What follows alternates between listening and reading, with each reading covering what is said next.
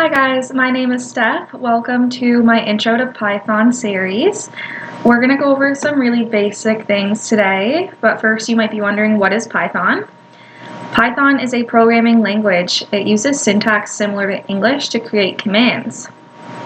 Today we're going to be using Trinket. There's a lot of different programs out there that we could use, such as Thonny.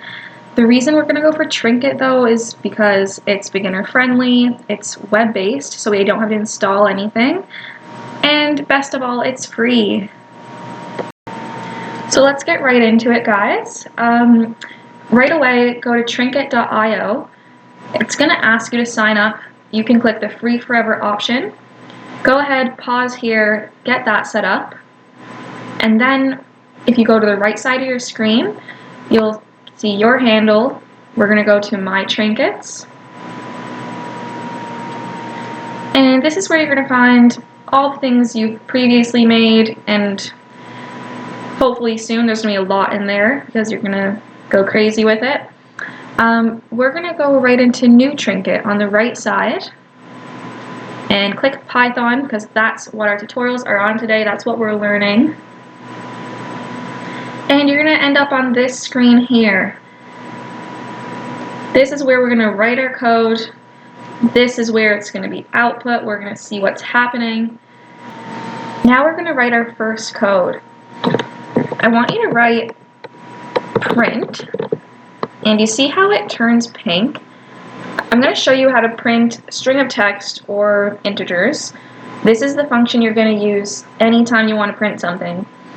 If it goes pink, that means you're doing it right because it recognizes what you're saying. If you go down a few lines, I'm going to show you an example. Type print with an uppercase P. You see how it doesn't turn pink? That's because it has no clue what you're trying to tell it to do. It's not going to understand that. It has certain keywords that it understands, and it might take a little bit of time to fully figure that out, but it's all a trial and error process, okay? So we have our print printed here, and whenever you want to make anything up here, you need to use brackets. It already put in the second bracket for us because it understands what we're trying to do. If you go ahead and try typing something in here like hello, and you run that, this isn't going to work. Nothing appeared over here. You see down here, it says name error. It says it's not defined. This is because if you want to print something inside these brackets, you need quotation marks. Oh, and my keyboard's on French, so 1 second. All right, there we go. You need quotation marks, and it already put the second one in there for us. So print, bracket, quotation, hello world, and I deleted our second bracket by mistake, so we're going to put that back in there.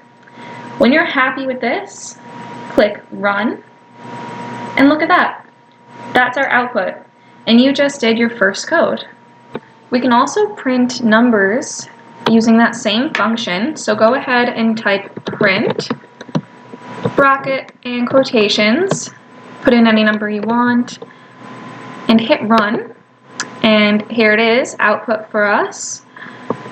When we start putting variables into the mix and making those variables equal to numbers, the print is going to look, the way we print things is going to look different just because you can't technically print a string of text and an integer in the same line, but there are ways to work around that I'm going to teach you about in our next video.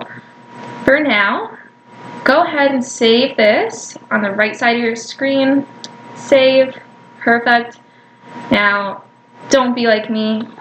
Give your project a title, and this will be your first code, and now save. Alright, thanks for following along, guys. We'll see you next time.